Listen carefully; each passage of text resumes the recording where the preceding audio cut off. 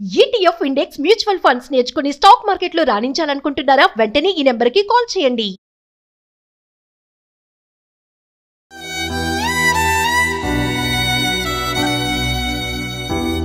గంత ఘోరంగా కోతురా మేడం. నా పాప ఏం చేసింది? నన్ను చంపేది ఉండే మేడం. ఏమన్నా ఉంటే చిడతాళ్ళు ఎంత బాధపడి ఉంటుంది మేడం. ఇట్లా నొసలంతా ఎత్తుకొచ్చింది, గోడ కొట్టిరో ఏం చేసిరో మరి. నమస్తే, welcome back to Suman TV.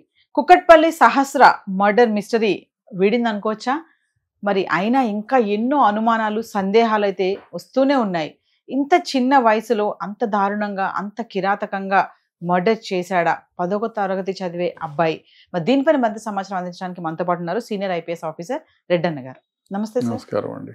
10వ తరగతి చదివే అబ్బాయిని మైనరే అనుకోవచ్చు మనము. అబ్బాయి చేశాడు అనేసి టాక్ వస్తుంది. మరి దానిపైన మీ అనాలిసిస్ ఏంటి సార్? డెఫినెట్ గా చేసే ఉంటాడు. మళ్ళీ ఏంటి టాకు? ఆ అబ్బాయి పోలీసుల ముందు కన్ఫెస్ చేశాడు. ఆ తర్వాత వాడు చంపిన నైఫ్ రికవర్ అయింది, బట్టలు రికవర్ అయినాయి. కాబట్టి ఇంకా 100% అబ్బాయి, ఇంకా దాని మించి వేరే లేదు. ఎందుకు చంపాడు అంటే, అబ్బాయి ఇంట్రాగేషన్ చేసిన తర్వాత ప్రెస్ మీట్లో వీళ్ళు చెప్తారు. బహుశా 2 వర్షన్స్ ఉన్నాయి ఇక్కడ. ఆ అబ్బాయి క్రికెట్ లవర్ అని, ఈ అమ్మాయి చనిపోయిన తమ్ముడి దగ్గర కూడా ఏదో ఎంఆర్ఎఫ్ బ్యాట్ ఉంది, ఆ అబ్బాయి కిట్టు అవన్నీ ఉన్నాయి, ఆ అబ్బాయితో కలిసి ఆడేవాడని. సో ఆడుతూ ఉండి తనకు బ్యాట్ లేదని చాలా సందర్భాల్లో ఇబ్బంది పడినారు. జనరల్గా పిల్లలు ఏం చేస్తారంటే, నీకు బ్యాట్ లేదు కదా, నువ్వు కొంచెం బయట ఉండు, పక్కన ఉండు అంటారు. సో అదేమన్నా ఫీల్ అయి ఉంటాడా అనేది ఒకటి. సో ఏ విధంగానైనా తన బ్యాట్ని సెక్యూర్ చేయాలని, ముందేమో అందరూ బ్యాట్ కోసమే పోయినాడు అని, పిల్లోళ్ళు లేరు, ఎవరు ఇంట్లో లేనప్పుడు బ్యాట్ తెచ్చుకున్నంత మాత్రాన బయటకు వస్తే కనపడకుండా ఉంటుందా? ఆ బ్యాట్ అని గుర్తుపెట్టాడు, రాసుకుంటారు కదా బ్యాట్ పైన, నా పేరు రాసుకుంటాడు, వాడి పేరు రాసుకుంటాడు. సో కాబట్టి బ్యాట్ కోసం అని అంటున్నారు ఒక వర్షన్ కానీ, బట్ ఐ డోంట్ థింక్ డబ్బు కోసమే పోయింటాడు. అంతకు ముందు 2 రోజులకు ముందు 15th, 16th అమ్మాయి సహస్రాది బర్త్డేకి ఈ అబ్బాయిని కూడా పిలిచినాడు. ఈ అబ్బాయి వీళ్ళ సిస్టరు, వీళ్ళ అక్క, ఇద్దరు 10th క్లాసే చదువుతారంట. సో వెళ్ళినప్పుడు వాడు కేక్, అమ్మాయికి సహస్రకి కేక్ తినిపిస్తున్నారు, ఆమె అక్క కూడా ఇద్దరు తినిపిస్తున్నారు. పోయినప్పుడు వీడు ఆ ఇంట్లో కలయి తిరిగినాడని, అన్ని రూమ్లు ఆడుండే, 1 రూము 2 రూములు కలయి తిరిగినాడని, ఆ దేవుడి హుండీనో దేవుడి దెబ్బలు పెట్టేదో ఏదో ఈయన కంట్లో పడింది. సో ఈ హ్యాడ్ ఏ ప్లాన్ చేసుకొని ఈ డబ్బులు నేను కొట్టేయచ్చు. అదే కాకుండా వాళ్ళ ఇంటికి తరచుగా పోతూ ఉంటాడు. బర్త్డేకి పిలిచే అంత క్లోజ్నెస్ ఉంది కాబట్టి అవి ఎప్పుడన్నా ఇంట్లోకి పోవాలి, ఆడుకోవాలి అని వాడిని పిలుచుకెళ్ళాలంటే వాడు మెట్లెక్కి దిగడు, 3rd ఫ్లోర్కి వచ్చి వాళ్ళ దాంట్లోకి జంప్ చేసి పోతాడంట జనరల్గా. సో అదేవిధంగా ఇప్పుడు ఈ అబ్బాయి కెమెరాలకు చిక్కకుండా పోవడానికి మెయిన్ రీజన్ వచ్చి అదే. ఎందుకంటే కింది వీధిలోకి వచ్చి ముందర నుంచి వస్తే డెఫినెట్గా ఎవరో కళ్ళలో పడేవాడు. అందులో సీసీ ఫుటేజ్లో కూడా రికార్డ్ అయ్యేది. కాకపోతే ఇక్కడ ఏమైందంటే, 3rd ఫ్లోర్కి వచ్చి 3rd ఫ్లోర్ నుంచి దాటుకున్నాడు. జస్ట్ 2.5 అడుగులు 2 అడుగులు ఉంది గ్యాప్ ఆ 2 ఇండ్ల మధ్య. కాబట్టి ఆ ఇంట్లో నుంచి ఇంట్లోకి దాటుకొని వచ్చి ఈ ఘాతకం చేశాడు. అయితే డెఫినెట్గా ఆ అబ్బాయి అంటే దొంగతనం చూసి తను పట్టుబడితే మర్యాద పోతుంది, తల్లిదండ్రులు పరువు పోతుంది, నా పరువు పోతుంది అనే ఉద్దేశంతో ఈ అమ్మాయిని చెప్పకుండా పోవడానికి వేరే మార్గం లేదు. వాడికి తెలిసిందల్లా ముందే రాసుకున్నాడు. వాడు దొంగతనానికి పోయేటప్పుడు ఏం చేయాలి, తాళం పగలగొట్టాలా, ఏం చేయాలా, లోపలికి వెళ్ళిన తర్వాత దొంగతనం చేసిన తర్వాత ఏం చేయాలా, గ్యాస్ ఓపెన్ చేయాలా, లీక్ చేయాలా, ఇవన్నీ పెట్టుకొని తర్వాత లాక్ చేశాడు. అన్నీ అయిపోయిన తర్వాత మిషన్ డన్ అని పెట్టుకున్నాడు. అంటే ఈ హ్యాడ్ ఎ ప్లాన్ ప్రకారమే ఉంది. దానికి బహుశా ఇంకో మాట ఏమంటున్నారంటే, వాళ్ళ ఫాదర్ ఇంతకుముందు కిరాణా కొట్టు నడిపేవాడు. ఇప్పుడు ఆ కిరాణా కొట్టులో లాస్ వచ్చి ఏమీ నడపటం లేదు. సో ఆయన తాగుడుకు అలవాటు అయ్యాడు కాబట్టి ఇంకా వేరే పని ఏం చేస్తలేడు. ఇంట్లో ఫైనాన్షియల్గా కూడా బాగా ఇబ్బందిగా ఉంది.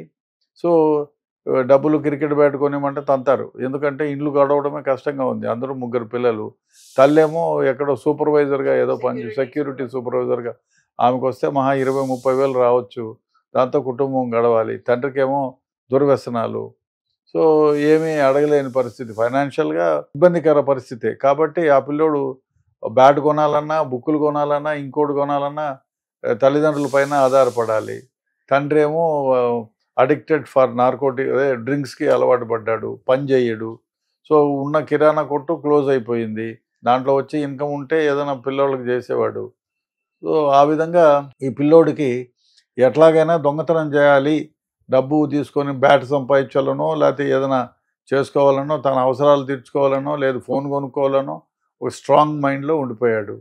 ఆ 16వ తేదీ 15వ తేదీన బర్త్డేకి వచ్చినప్పుడు ఇల్లంతా చూసుకొని ఇక్కడ హుండీ ఉంది, దీన్ని కొడితే నాకు డబ్బులు వస్తాయి అని ప్లాన్ చేసుకొని, అదేవిధంగా ఎవరూ లేనిది కూడా తెలుసు అబ్బాయి పక్కనోడే కాబట్టి ఇంతకుముందు అనుకున్నాం ఇది బయట వాళ్ళు చేసిన పని కాదు, ఇక్కడ వాళ్ళే డెఫినెట్గా క్లూస్ అయితే ఇవాళ కాకపోయినా రేపు పోలీసులకు దొరుకుతాయని కూడా అనుకున్నాం మనం. అదేవిధంగా క్లూస్ వచ్చాయి. ఎవరో సాఫ్ట్వేర్ ఇంజనీరు ఈ అబ్బాయి అక్కడ ఉండటం, చాలాసేపు దాక్కోవడం, తర్వాత తిరిగి చూడడం చెప్పాడని, దాని ప్రకారమే ఆ క్లూ వల్లనే పోలీసులు అతన్ని ఇంట్రాగేట్ చేస్తే he has admitted the offence admit చేయడమే కాకుండా కత్తి, బట్టలు కూడా ఇచ్చాడు. సో డెఫినెట్గా దాంట్లో బ్లడ్ స్టెయిన్స్ ఉంటాయి కాబట్టి you can connect the crime very easily. ఆ క్రైమ్ని కనెక్ట్ చేయడానికి ఉంటుంది, ఎవిడెన్స్ కూడా ఉంటుంది. కాబట్టి డెఫినెట్గా ఇది ఇండైరెక్ట్ ఎవిడెన్స్ మీద ఆధారపడి ఉంటుంది. కాబట్టి డెఫినెట్గా ఈ బ్లడ్ స్టెయిన్ ఉంది, నైఫ్ ఉంది, నైఫ్ మీద పిల్లోడి ఫింగర్ ప్రింట్స్ ఉంటాయి, పొడిచిన అమ్మాయి రక్తం ఎంత కడిగినా కూడా ఉంటుంది ట్రేసెస్. సో అమ్మాయి బ్లడ్ ఈ పిల్లోడి షర్ట్ పైన ఏదో వాషింగ్ మిషన్లో వేసినాడు ఉతకడానికి అంటున్నారు. ఉతికడానికి వేసినారా, ఉతికిచ్చినారా లేదా? మరి వాషింగ్ మిషన్ ఉతికేస్తే బ్లడ్ స్టెయిన్స్ పోయినా కూడా మనకు టెక్నాలజీతో వీ కెన్ ట్రేస్ చేయొచ్చు. అదేవిధంగా మనం బ్లడ్ గ్రూపింగ్ కూడా చేయొచ్చు. అది అమ్మాయికి సంబంధించిన బ్లడ్ స్టెయిన్ గ్రూపింగ్ అది చేయొచ్చు. బ్లూరే టెక్నాలజీతో యూ కెన్ ఫైండ్ అవుట్. కాబట్టి ఇట్ ఈస్ నాట్ దట్ అంత పెద్ద కష్టమే కాదు, డెఫినెట్గా దొరుకుతుంది. ఎవిడెన్స్ కనెక్ట్ చేసేదంత ఎవిడెన్స్ అయితే డెఫినెట్గా ఉంటుంది. ఒక విషయం చెప్పండి సార్, మైనర్ కదా, మరి ఆ 10th క్లాస్ చదివే ఆ ఏజ్లో ఎంత టాక్టిక్స్గా అంటే, మళ్ళీ కూడా సీన్ జరిగినప్పుడు అంతమంది జనాలు పోలీస్ డిపార్ట్మెంట్ వచ్చినా కూడా అబ్బాయి అక్కడక్కడ తిరిగాడంట వాళ్ళ మధ్యలోనే. చూడండి అంతే ఎంత తెలివిగా చేశాడు అనుకోవచ్చు ఇదంతా కూడా. అంటే ఈ పిల్లలకి ఈ స్మార్ట్ ఫోన్ వల్ల, టీవీల వల్ల, సీరియల్ వల్ల మితిమీరిన వ్యవహారం, అంటే వాళ్ళు ఈ సీరియల్స్, స్మార్ట్ ఫోన్ వల్ల వాళ్ళకి లేని ఐడియాస్ వస్తున్నాయి, మనకు తెలియని ఎన్నో వాళ్ళకి పిల్లలకే తెలుస్తుంది. మనమే ఒక్కోసారి వాళ్ళని అడగాల్సి వస్తుంది ఇది ఏం చేయాలా, ఎట్లా చేయాలని. కాబట్టి టెక్నాలజీ గురించి వాళ్ళు నేర్చుకున్నారు. అదేవిధంగా దీంట్లో చెడ్డం ఎక్కువ జరుగుతుంది. ఈ స్మార్ట్ ఫోన్ వల్ల చాలా చెడ్డ, అంటే పిల్లలు మంచి కంటే చెడుపై ఎక్కువ నేర్చుకుంటున్నారు. సో ఈ స్మార్ట్ ఫోను ప్రభావం ఉంటుందని నేను అనుకుంటున్నాను. చాలా వరకు ఈ స్మార్ట్ ఫోన్ వల్లే ఇది ఇప్పుడు ఆర్టిఫిషియల్ ఇంటెలిజెన్స్ 7వ తరగతి 8వ తరగతి వాళ్ళే దాన్ని అడిక్ట్ అయిపోతున్నారు, అడుగుతున్నారు. ప్రతి ఒక్కటి ఎట్లా చదువుకోవాలని అడిగితే పర్వాలే, ఎట్లా మర్డర్ చేయాలా, ఎట్లా మానభంగం చేయాలా, ఎట్లా దొంగతనం చేయాలా అని దాని నుంచి ఇన్పుట్స్ తీసుకుంటే ఇట్లాంటివన్నీ జరుగుతాయి. డెఫినెట్గా దాని ప్రభావం, స్మార్ట్ ఫోన్ ప్రభావం వల్లే ఇవన్నీ జరుగుతాయి. తల్లిదండ్రుల ఆర్థిక ఇబ్బందులు, అడిగితే ఏదో కొనివ్వకపోవడం వల్ల, అడిగినప్పుడు డబ్బులు ఇవ్వకపోవడం వల్లే ఇట్లా టర్న్ అయ్యారని కూడా అనుకోవచ్చు అంటారా? ఒకటి దీనికి ఒక ఉదాహరణ చెప్తాను మంచిది. ఇప్పుడు తండ్రి తాగుబోతాయి ఉండి, తల్లి కష్టపడి సంపాదిస్తూ ఉండి కూడా పిల్లలు మంచి దారిలో పోయిన సందర్భాలు ఉన్నాయి. నాకు వాచ్మెన్ ఉంటాడు, కూకట్పల్లిలోనే ఉంటాడు, సిబిసిఐడి కాలనీలో నాకు ఇల్లు ఉంది, దానికి వాచ్మెన్. వాడు తాగుగా తయారైనాడు ఒక 5 ఏళ్లకు ముందు చాలా సిన్సియర్. సో దాంతో నేను అనుకున్న పిల్లలు చెడిపోతారు అట్లా అని వాడికి వచ్చినప్పుడల్లా చెప్పి, అరే బాబు ఇది మీ నాయన తాగుబోతుగా తయారైనాడరా, నువ్వు బాగుపడాలి, ఈ విధంగా చదువుకోవాలంటే 10th క్లాస్లో వాళ్ళకి ఆ స్కూళ్ళు 10 స్కూళ్ళు ఉంటే దాంట్లో ఫస్ట్ వచ్చినాడు. 100% వచ్చినాయి వానికి మార్క్స్.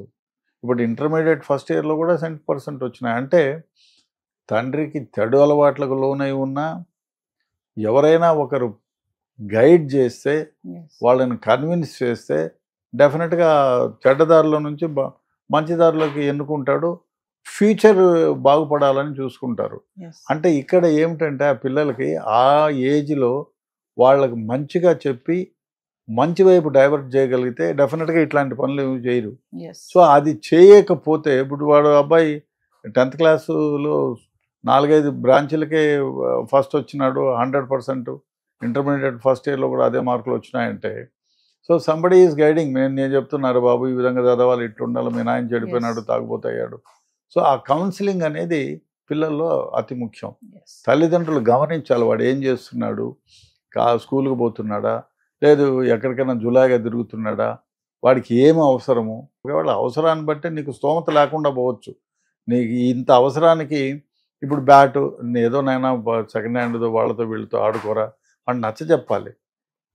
నోర్మై మాకే లేక అన్నానికి లేక చేస్తుంటే అని చీదుకొని చేస్తే నో, వీళ్ళతో అడిగి ప్రయోజనం లేదు, I have to do my self, నేనే సంపాదించుకోవాలనే పట్టుదల వస్తుంది.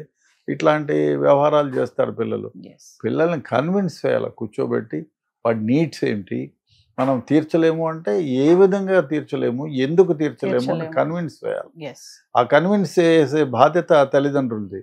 తండ్రి ఇక్కడ బాధ్యత రాహిత్యుడు, తాగుడుకు అలవాటు పడ్డాడు, ఏ పని చేయడు, అందువల్ల ఆయనకి ఆ ఛాన్స్ ఉన్నా దాన్ని చేయలేదు. తల్లి ఏమో ఇంట్లో చూసుకోవాలా, వండి పెట్టాలా, పిల్లలకు చూసి పెట్టాలి, బట్టలు ఉతకాల, మళ్ళీ డ్యూటీకి పోవాలా. ఆమె బిజీలోనే ఉండిపోతుంది, వీళ్ళని పట్టించుకునే నాదుడే లేడు. అందువల్ల ఈ పిల్లోడికి ఏమైంది, ఏ విధంగా నైనా చేసి డబ్బు సంపాదించాలి. తండ్రిని అడగలేడు, తండ్రి అప్పులు చేసి దేశమంతా తాగుడుకు అలవాటు పడ్డాడు, తల్లి ఏమో కష్టపడి పోషిస్తోంది. సో ఈయన నీడ్స్కి ఎవరిని అడగాల, ఇద్దరు అక్కలు. సో వాడికి ఏమనిపించింది, వీళ్ళని అడిగి ప్రయోజనం లేదు, నేనే ఏదైనా ఒకటి చేసి నా కోరికలను తీర్చుకోవాలి అనేటువంటి నిర్ధారణకు వచ్చి దొంగతనం చేసినట్టు అనిపిస్తుంది. Thank you sir.